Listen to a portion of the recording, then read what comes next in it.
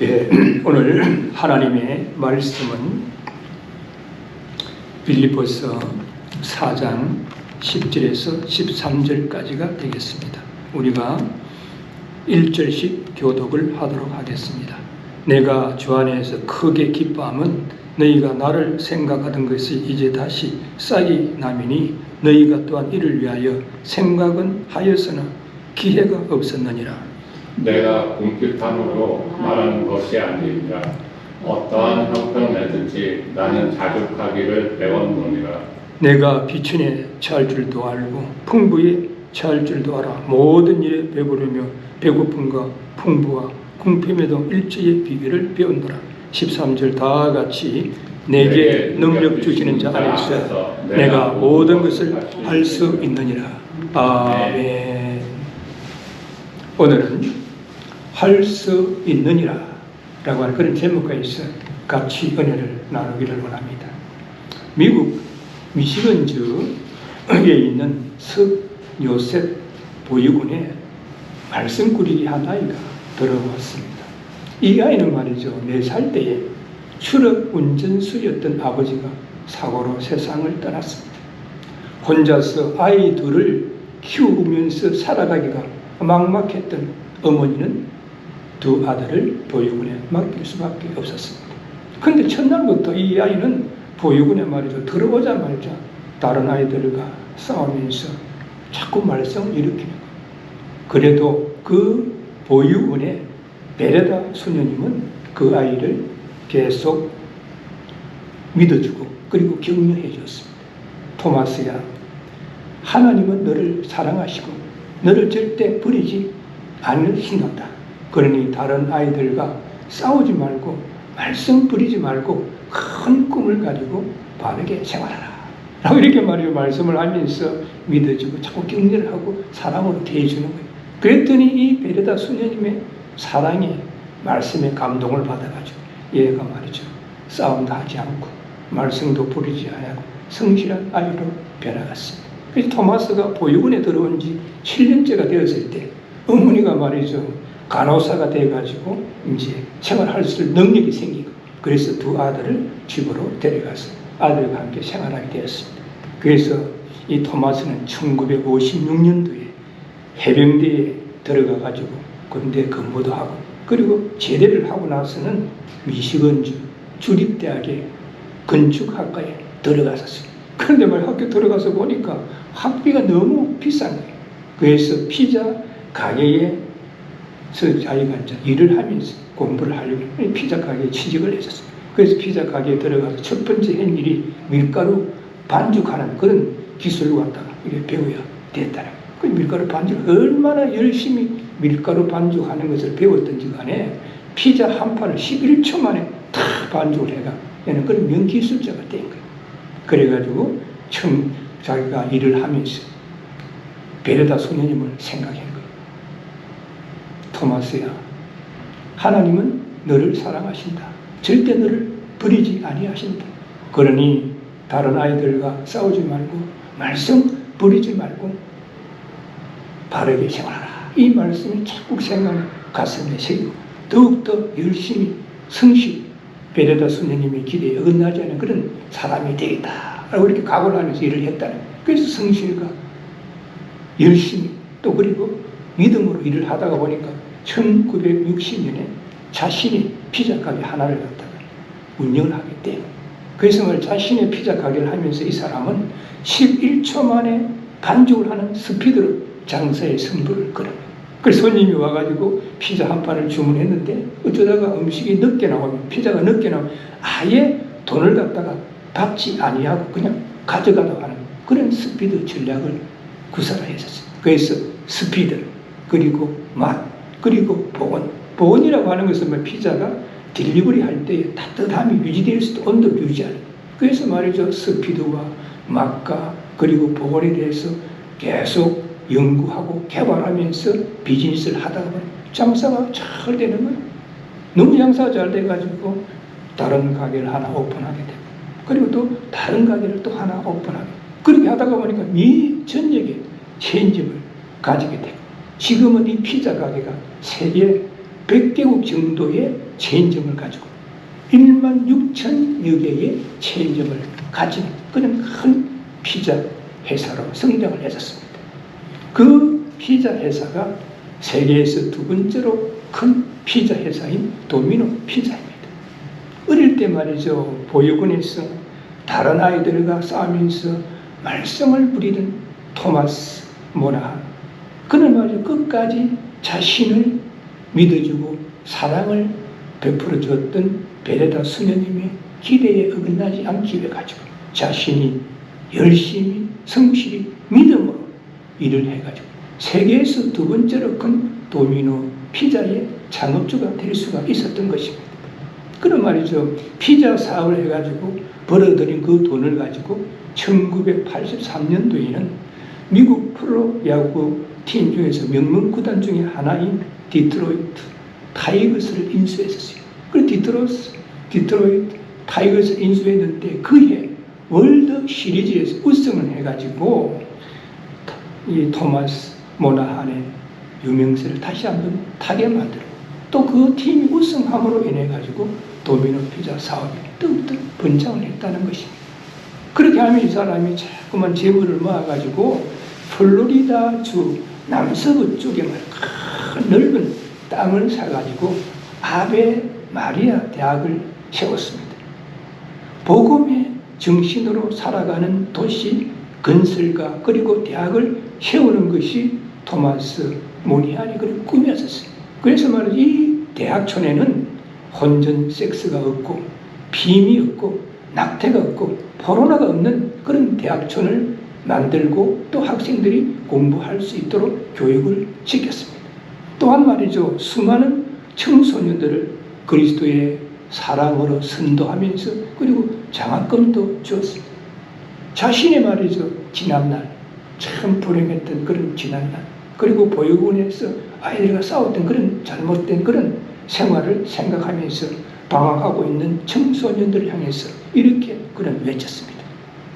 하나님이 여러분과 함께 하십니다. 능력 주시는 자 안에서 모든 것을 할 수가 있습니다. 그러니 낙심하거나 좌절하지 말고 큰 꿈을 가지고 달려가세요. 이렇게 하면서 비행 청소년들 그리고 방황하는 청소년들을 선도했다는 것입니다. 우리 믿는 자들은 무엇을 묻고 살아간다고 생각하십니까? 하나님의 말씀인 것이죠. 마태복음 4장 4절에 보면 사람이 떡으로만 살 것이 아니요 하나님의 입으로 나오는 모든 말씀으로 살 것이다 라고 예수님께서 말씀하셨습니다. 하나님의 말씀을 믿고 의지할 때 주 안에서 모든 것을 할 수 있다라고 하는 그런 고백을 하게 되는 것이고 확신을 갖게 되는 것입니다. 이러한 고백과 확신을 가질 때에 비천과 풍부에서도 기쁨과 감사함으로 자족할 수가 있는 것이고 주 안에서 능력을 행할 수가 있는 것입니다. 그래서 오늘 본문에서는 어떤 상황에서도 주 안에서 자족하며 또한 주 안에서 능력을 행하는 생활을 하라라고 권면의 말씀을 하고 있습니다. 그래서 오늘 본문의 첫 번째 파트인 10절에서 12절에 보면 주 안에서 자족하는 생활을 하라고 말씀하고 있습니다. 주님 안에서 자족하는 생활을 하기 위해서 어떻게 해야 할 것인가? 첫째는 자족하기를 배우라라고 11절에서 말씀하고 있습니다. 여기 보니까 내가 궁핍함으로 말하는 것이 아니라 어떠한 형편이든지 내가 자족하기를 배우노라라고 말씀하고 있습니다. 본절에서 사도 바울이 우리에게 교훈하는 삶의 지혜로 자족하기를 배우라라고 말씀하고 있습니다. 여기서 말이죠, 자족이라고 하는 것은 환경과 여건에 좌우되지 않으면서 인간 스스로의 노력에 의해서 자기 만족을 누리는 것이 아니라 그리스도로 인해서 그리스도 안에서 만족과 풍성함을 누리는 것을 말하는 거죠.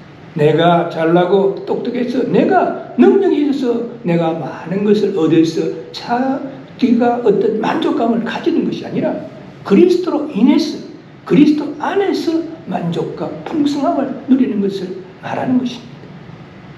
이러한 자족이 어떠한 환경에서든지 간에 넘쳐날 수 있도록 배우라라고 우리에게 교훈하고 있습니다.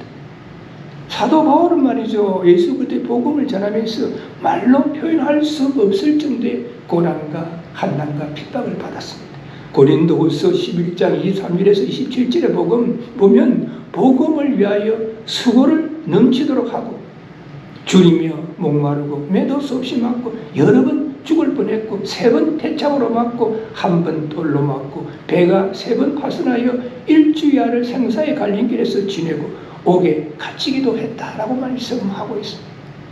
사도 바울은 예수 그리스도의 복음을 전하면서 말이죠, 굶주림에서 복음을 전하고 때로는 길이 어려워서 목이 말랐다는 것입니다. 복음을 전하다가 매를 맞기도 했다는 것입니다. 그리고 8번 죽은 고비를 넘겼다.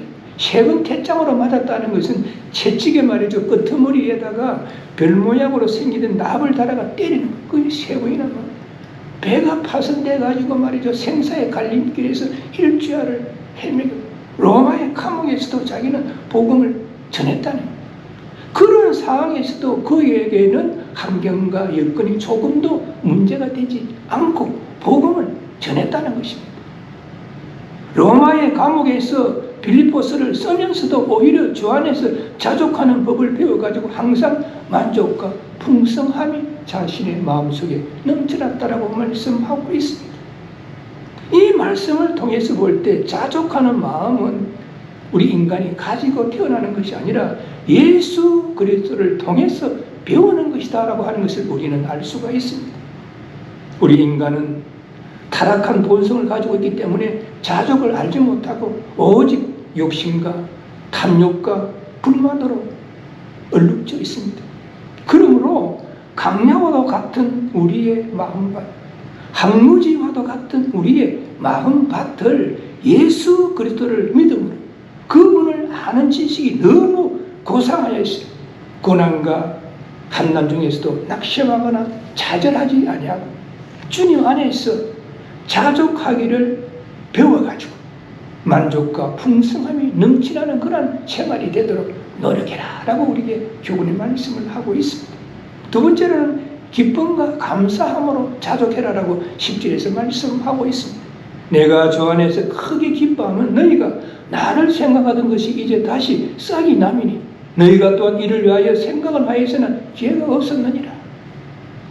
자족하는 마음이 말이죠, 밖으로 나타날 때 기쁨과 감사로 나타나게 되는 것입니다. 사도 바울이 마게도냐의 빌립보를 방문했을 때 그곳에는 예수 믿는 사람이 한 사람도 없었습니다. 바울이 그것에 도착한 첫 번째 선교사였습니다. 바울은 그곳에서 예수 그리스도의 복음을 전하면서 여러 가지 어려움 속에서도 교회를 개척했습니다. 그래서 빌립보 교회의 성도들은 하나님께서 바울을 통하여 자신들에게 복음을 전하게 하시고 그들에게 커다란 축복을 주심을 알았기 때문에 사도 바울을 사랑하고 그리고 관심을 가지고 끔찍이 아꼈습니다. 그러한 사랑이 있었기 때문에 사도 바울이 말이죠, 다른 도시로 떠난 후에도 그에게 계속적인 그런 관심을 가졌습니다.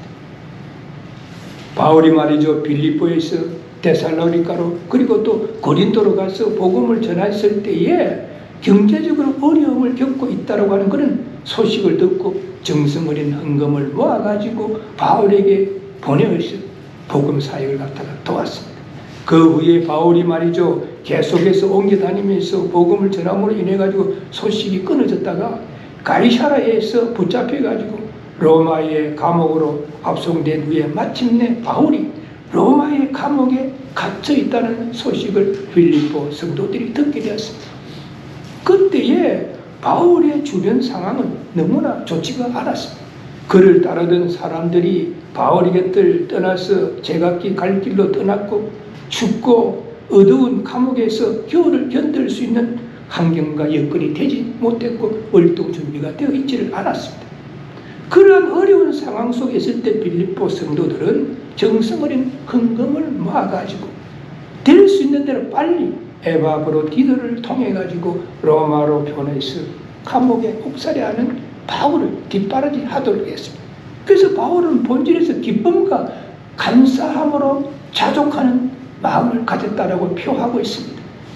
빌립보 말이죠, 성도들이 바울에게 베푼 사랑은 긴 겨울이 지난 후에 찾아온 봄 기운에 감목이 꽃을 피운 것처럼 바울의 마음을 따뜻하게 만들었다라고 볼 수가 있습니다. 물론 말이죠. 바울의 이 기쁨과 감사는 단순히 물질적 지원에 대한 기쁨과 감사가 아니라 빌립보 성도들이 신앙 위에 굳게 서서 이제 어려운 사람들을 도울 수 있을 만큼 믿음이 성숙한 데에 따른 기쁨과 감사라고 우리는 볼 수가 있습니다. 그러므로 우리의 삶이 어렵고 힘이 든다 할지라도 나 자신의 어려움만 생각하는 것이 아니라 주위에 나 자신보다도 더 어려운 자를 돌아보면서 항상 주 안에서 기쁨과 감사함으로 자족할 수 있는 믿음의 소유자가 되어야 될 줄로 믿습니다. 또한 세 번째는 비천과 풍부에서도 자족했다라고 12절에 말씀하고 있습니다. 내가 비천에 처할 줄도 알고 풍부에 처할 줄도 알아 모든 일 배부르며 배고픔과 풍부와 궁핍에서도 일제의 비결을 배우노라라고 말씀하고 있습니다. 본질에서 사도 바울은 모든 형편과 여건을 초월하여 자족하게 된 구체적인 사실을 말씀하고 있습니다. 일체의 비결을 배우노라. 무슨 비결을 배웠습니까? 자족하는 비결을 배웠다는 것입니다. 즉 그는 그리스도 안에서 비천과 풍부, 배부름과 배고픔의 그런 양쪽의 그런 어떤 생활 속에서도 예수 그리스도 안에서 만족하는 그리고 영적인 풍요로움을 누렸다라고 말씀하고 있습니다.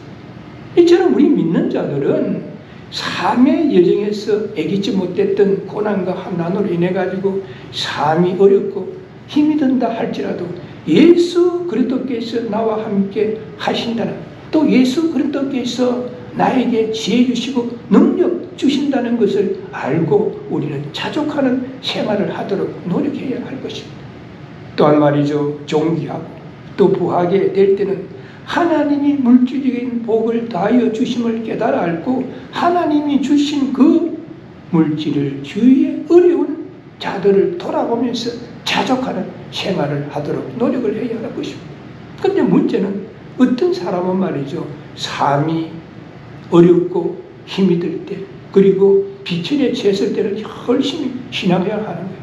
어렵고 힘이 들고 뭔가 살기가 어렵고 이러면 말이죠. 열심히 신앙생활 하다가 어느 날 어려운 문제들이 해결되고 그리고 조금 여유가 생기고 하면 또 부유해지면 신앙생활을 갖다 게을리하는 사람이 나타나고 교만해지는 그런 경향이 있는 사람이 있습니다. 반면에 어떤 사람은 조금 말이죠. 여유가 있고 풍부하고 그렇게 모든 일들이 잘 풀려나갈 때 신앙생활을 잘 하다가도 생활이 어려워지고 비천에 처해지면 낙심하고 좌절해가지고 말이죠. 신앙생활을 하지 못하고 잊어버린 그런 사람도 있는 것입니다.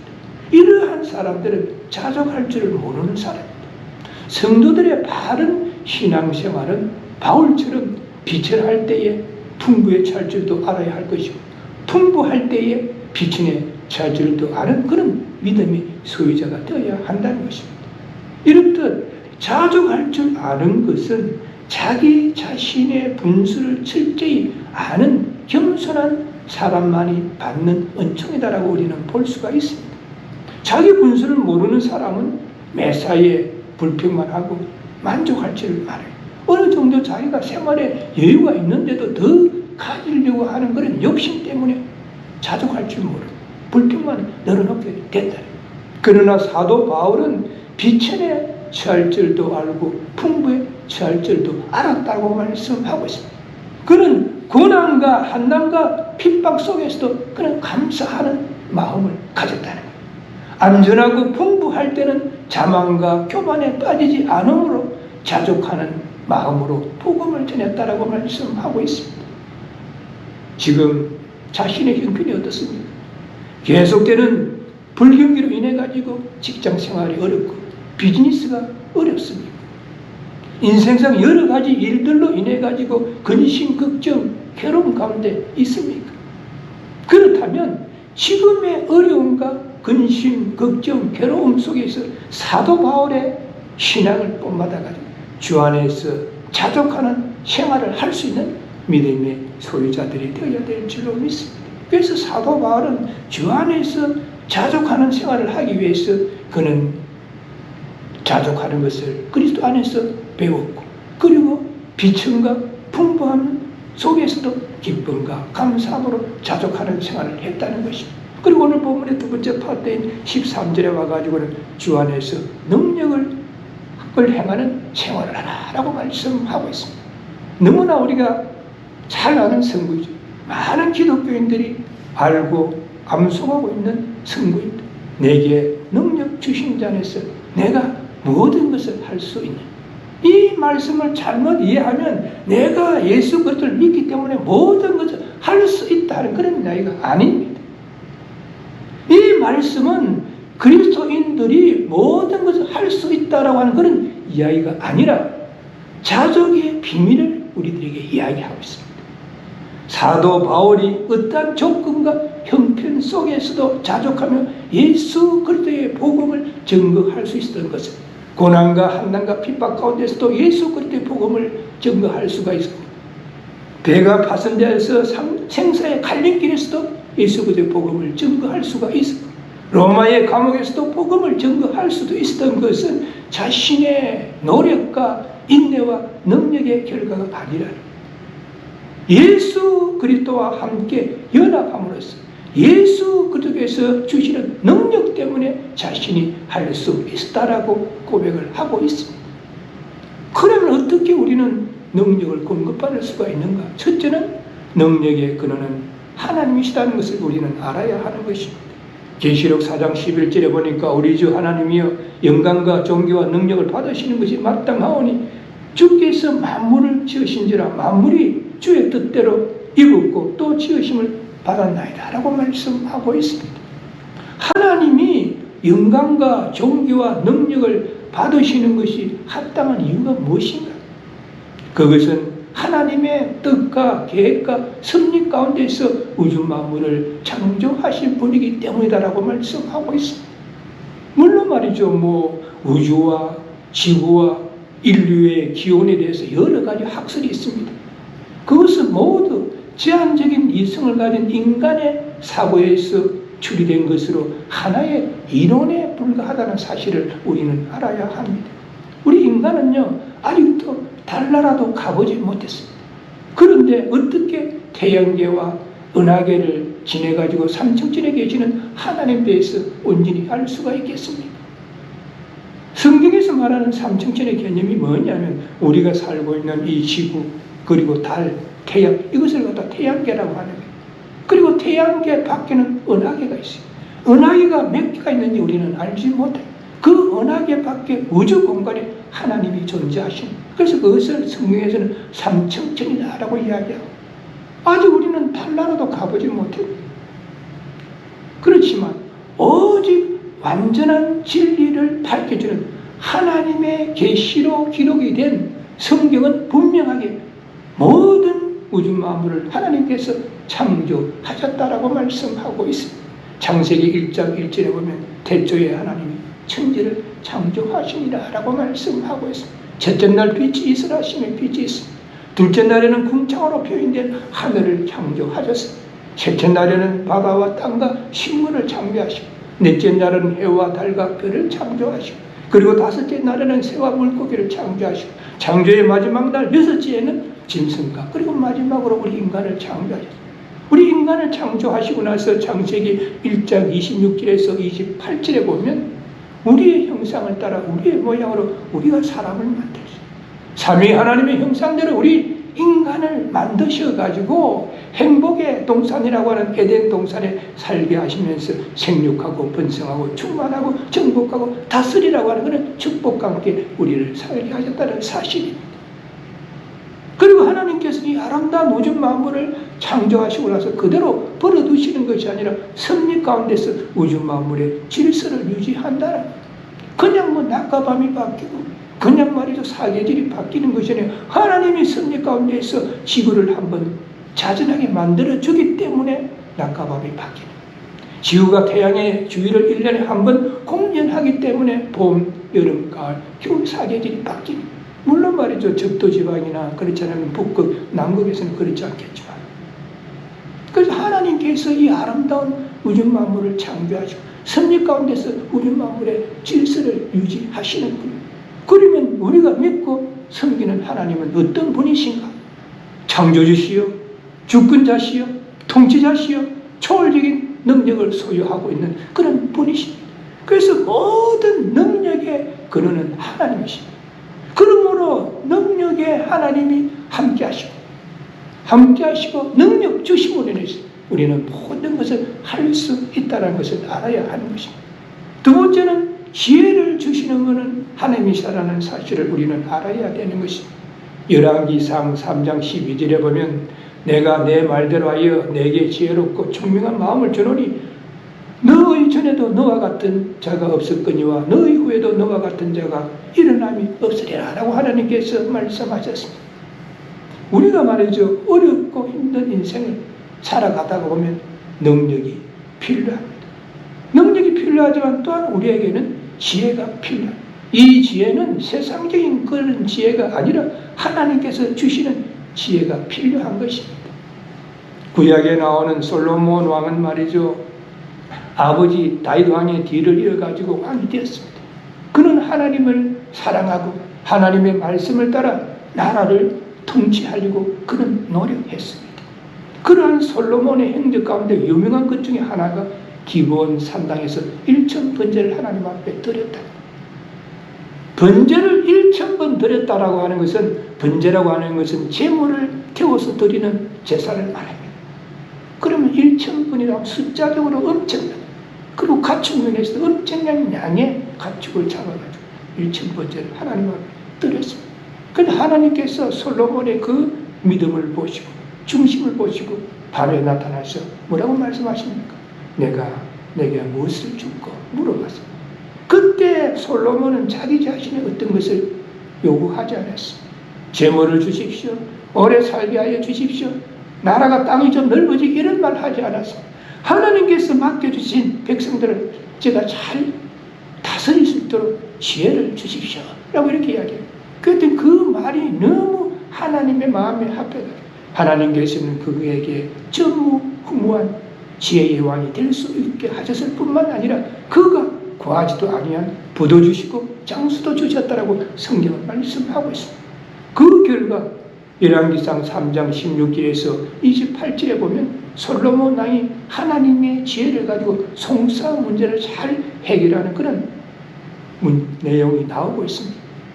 우리가 잘 아는 내용입니다.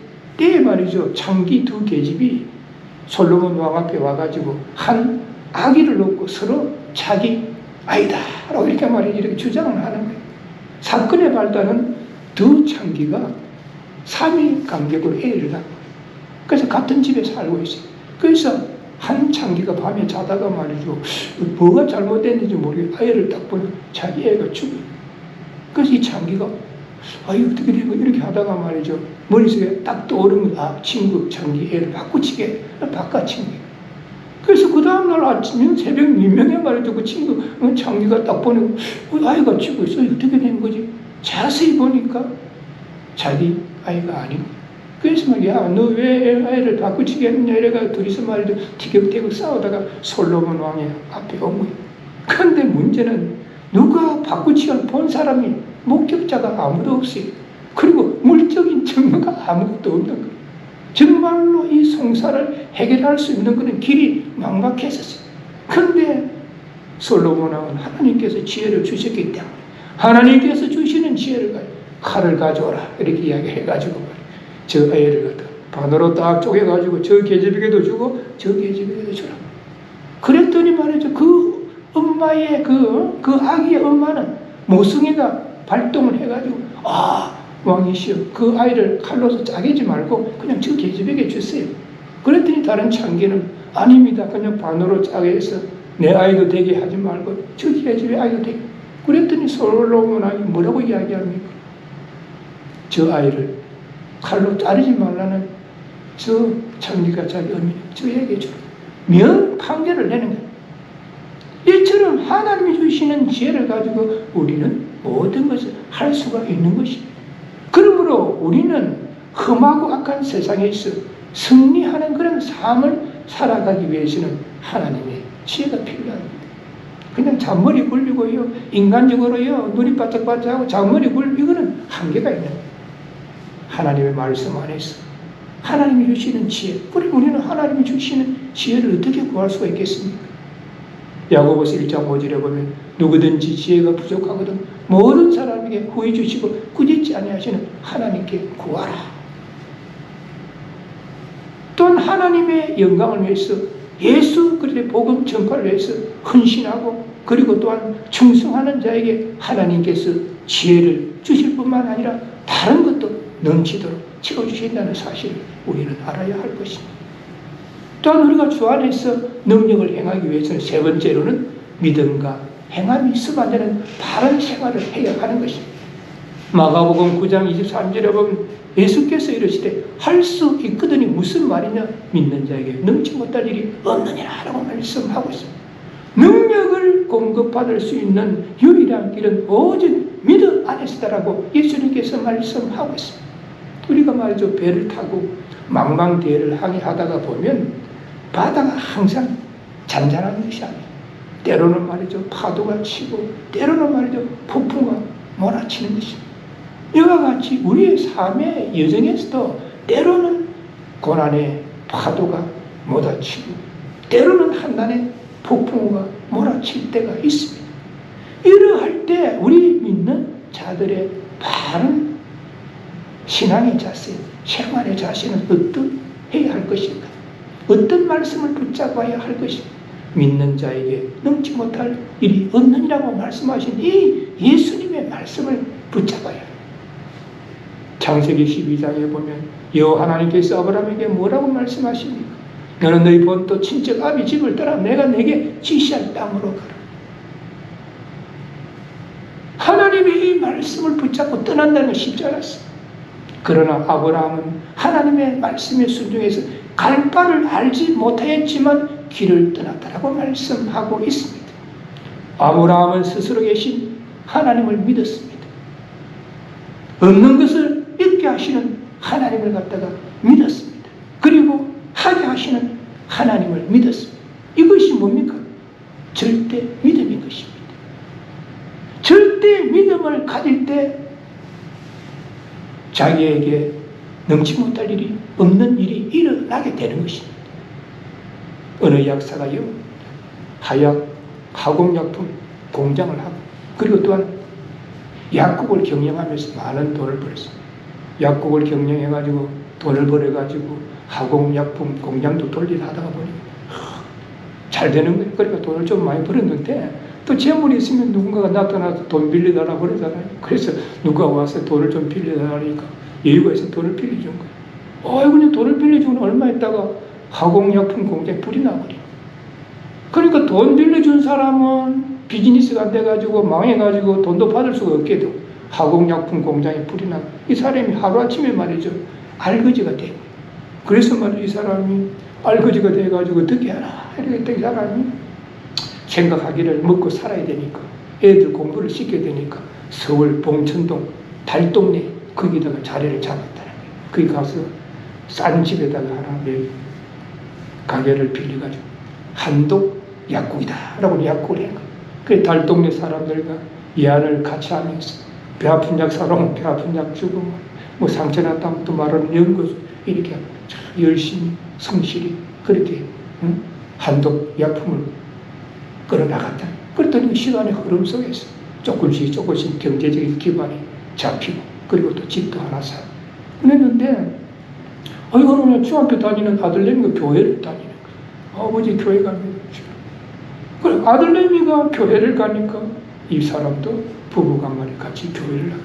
그리고 이 사람은 한번 뭔가를 한다 하면 열심히 하는 사람이니까 목사님의 설교 말씀을 듣고 성경 공부를 통해서 들은 그 말씀을 생활 속에서 말이죠, 이 사람이 실천하려고 그렇게 노력을 했었습니다. 1970년대 당시에 그때 연타 많이 뗐잖아요. 그 연탄 떼다가 보니까 연탄 가스로 인해 가지고 말이죠.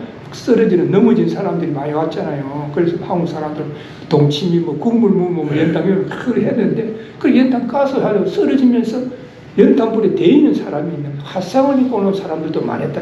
그래서 이 사람이 화상 피부를 얘기해서 좀 관심을 갖는 게 저 어떻게 내가 치료를 잘할까 이렇게 하다 보니까 이 사람이 화상 피부 치료제를 개발해요.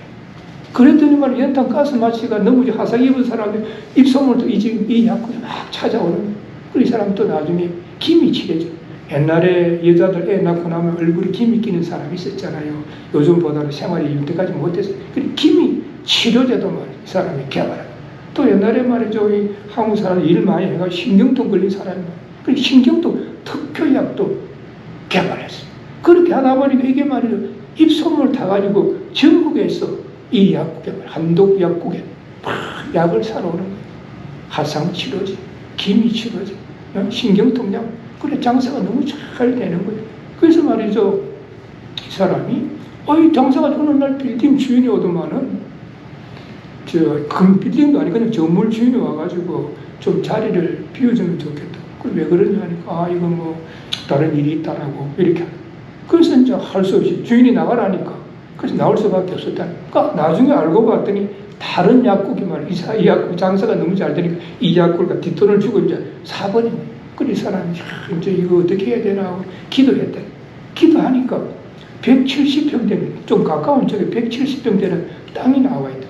그런데 조사를 해보니까 170평 되기는 되는데 이게 건축을 못하도록 이렇게 딱 20년째 묶여있는 땅이었다. 그 사람이 기도했다. 하나님 지금 이렇게 선택의 여지가 없습니다. 이 땅을 사면 좋습니까? 기도했다. 그래서 마음속에 사야 된다는 마음이 쫙 일어난 이게 하나님의 기도의 응답이다 싶어가지고 170평 땅을 산 거야. 그리고 계약금을 딱 걸고 중도금을 딱 치렀는데 얼마 뒤에 이 땅에 건축을 할 수도 거의 풀려버려. 그래서 이 사람이 거기다가 지하 3층, 지상 7층에 말이죠. 이제 건물을 갖다 짓도록 그래가지고 건축 공사를. 근데 말이야 뭐 땅 사고 이런 돈이 없는데 한국에는 그렇잖아. 임대 계약을 하니까. 근데 임대 계약 하나 해가지고 또 충당하고 또 임대 계약 하나 하고 말이야 이렇게 충당하면서. 그리고 이 사람이 이제 건물을 짓기 시작해. 그리고 건물을 지으면서도 열심히 신앙생활을 하는 거야. 이 사람이 주의를 따지지 아니하고. 그래가지고 건물을 지으면서 자기 마음속에 이번에 하나님이 땅도 사게 하고 또 지하 3층, 지상 7층에 건물도 짓게 하니까 그래 내가 말이지 지하실을 갖다가 지하 1층을 갖다가 예배실로 쓰도록 해야 되겠다 이런 마음이 생기더라는 거예요. 그래서 지하 1층을 갖다가 예배실을 그래가지고 또 이제 이렇게 며칠 지났는데 자기 마음속에 너는 지하 3층, 지상 7층에 건물을 지으면서 지하에다가 예배실을 준단 말이야. 이런 마음이 딱 들더라는 거예요. 그래서 또 기도해가지고 제일 좋은 7층에다가 말이죠. 이 사람이 85평 전부를 교회로 쓰도록 자기가 그렇게 그걸 했다는 거예요. 그렇게 해가지고 이제 건물이 완성이 되고 거기서 한독, 약국, 거기가 이러다 보면 전국에서 사람들이 몰려오는 거예요. 그래서 이 사람이 주일날에는 교회를 가야 되니까 교회 주일날 문을 딱 닫았더니 지방에 있는 사람들이 교회 안 나는 사람들 그날 시간이 있으니까 왜 말이야 일요일날 문을 닫느냐고 말이야 문 좀 열라고 막 항의를 하는 거야. 그 이 사람이 그걸 했다는 거예요. 주일날 오후에는 문을 열었다는 거예요. 지방에서 오는 사람들. 저는 너무 장사가 잘 되고 바쁘고 이랬는데 자기의 마음속에 너는 어떻게 하나님보다도 더 사람을 더 무서워하느냐 이런 마음이 딱 생기더래요. 그 이 사람이 가감하게 이 사람이 주일날 문을 딱 닫았다. 그리고 믿음은 행함으로 나타나야 된다. 그런 담대함을 갖다가 가졌다. 그래서 주일날 문을 닫으니까 얼마 동안은 조금 손님이 떨어지고 조금 영향이 있었다. 그런데 하나님의 법칙은 어김이 없어요. 그럼 매출액이 더 늘어지고 더 바빠지고 그럼에도 불구하고 바쁜 쪽에도 이 사람이 기도와 예배에 최선을 다하고 그리고 전도와 선교에 최선을 다했습니다. 그렇게 하다가 보니까 이 약국을 해가지고 많은 돈을 벌였어요. 그래서 1996년도에 한독 화장품이라고 하는 한독 화장품 회사를 이 사람이 지었었어요. 하나님께서 한독 약국과 함께 한독 화장품에도 하나님의 말이 복을 쏟아부어 주셨다. 그래서 한독 화장품 설립한 지 6년 만에 무려 10배의 매출을 갖다가 올릴 수 있었다는 것입니다. 한독 화장품 회장인 박효석 장로님의 성공권 이야기입니다. 이분은 왜 이렇게 엄청난 복을 받았다라고 생각하십니까? 절대 믿음과 행함입니다. 그분은 이렇게 간증합니다. 어떤 상황에서든지 하나님을 먼저 믿으려고 합니다. 항상 최선을 다하고 최고를 드리고 제대로 섬기는 믿음을 가지려고 합니다. 박효석 장로님은 그동안 교회 생활에 최선을 다했을 뿐만 아니라 해외 선교사님들을 지원하고 농어촌 교회들을 후원하는 그런 일에도 앞장을 섰다는 거예요. 그렇게 하다 보니까 세계 복음화 중앙협의회가 선정한 2001년도에 평신도 부분 선교 대상을 받았습니다. 또 교회를 열심히 섬기고 또 선교를 하다가 보니까 사업은 사업대로 말이 잘 돼가지고 2001년도에 발명의 날에 탈모 치료제 스텔라 707을 개발해가지고 석탑 산업 훈장도 받았습니다. 이처럼 우리 믿는 자들은 믿음 안에서 행함으로써 모든 일을 할 수가 있는 것입니다. 그래서 사도 바울은 오늘 본문에서 예수 그리스도의 복음을 전하면서 고난과 한난과 핍박을 당했지만 로마의 감옥에서도 핍박을 당했지만 그는 환경과 여건을 바라보지 아니하고 그리스도 안에서 자족하기를 배워가지고 비천과 풍부함에서도 그는 자족하고 기쁨과 감사함으로 자족함으로 인해가지고 하나님께서 주시는 예수 그리스도께서 주시는 능력으로 모든 것을 할 수 있다라고 그런 고백을 하게 된 것입니다. 그래서 오늘 우리는 본문을 통해서 세 가지 교훈을 얻게 됩니다. 첫째는 어떠한 환경과 여건 속에서도 자족할 수 있는 믿음을 가져야 된다. 두 번째로는 능력과 지혜의 근원은 하나님이시다는 것을 알아야 한다는 것입니다. 세 번째로는 주 안에서 믿음으로 자족하며 능력을 행할 수 있는 믿음의 소유자가 되어야 한다는 것입니다.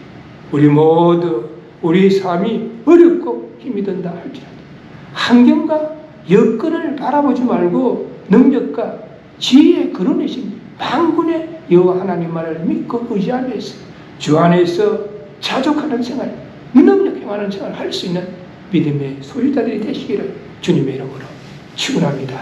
아멘. 기도하시겠습니다. 사랑의 하나님, 오늘도 주님을 사랑하는 아름다운 마음들이 모여있어 우리의 영혼 깊은 곳에서 우러나오는 목소리로 찬양하면서 하나님 앞에 예배드리게 하시고 진리의 말씀 안에서 은혜를 나눌 수 있게 하시며 감사를 드립니다.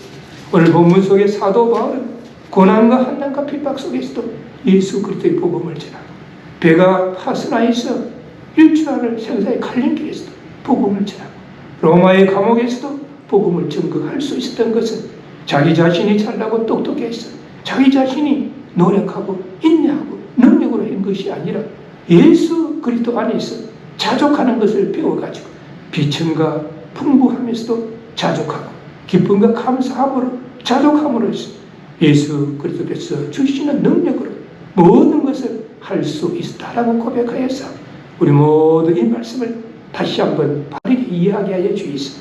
우리 모두의 삶에 이기지 못했던 고난과 한난이 닥친다 할지라도 낙심하거나 차별하는 것이 아니라 이 말씀을 붙잡고 어떤 환경과 여건 속에서도 예수 그리스도 안에서 자족함으로써 그리스도께서 주시는 능력으로 어려운 문제들이 해결되게 하여 주시옵시고 우리가 걸어가는 길이 평탄하고 하는 일들이 형통하게 되는 역사가 예수 그리스도의 능력으로 나타날 수 있도록 인도하시고 축복하여 주옵소서. 우리 주 예수 그리스도의 이름으로 간절히 기도드리옵나이다. 아멘. 지금은 우리 인생들을 구원하시기 위하여 하늘의 영광을 부리고 이 땅에 오셨어요. 수고하고 묵은 짐진 자들아 다 내게로 오라. 내가 너희를 쉬게 하리라고 말씀하시면서 우리 인생들을 구원의 길로 인도하신 우리 주 예수 그리스도의 은혜와 독생자 예수 그리스도를 아끼지 아니하시고 이 땅에 보내주셨어요. 우리 인생들을 십자가상에서 구원하게 하신 하나님의 크신 사랑과 오늘도 우리들의 마음 가운데 내재하시고 감동케 하시는 성령님의 역사하심, 우리의 삶의 여정이 예기치 못했던 고난과 환난이 닥친다 할지라도 낙심하거나 좌절하는 것이 아니라 그리스도 안에서 자족하는 그런 마음을 배워서 그리스도께서 주시는 능력으로 승리하는 삶을 살아가기를 소원하라. 이 자리에 모이신 모든 분들과 그 가정과 삶의 현장 위에 지금으로부터 영원까지 함께할지어다. 아멘.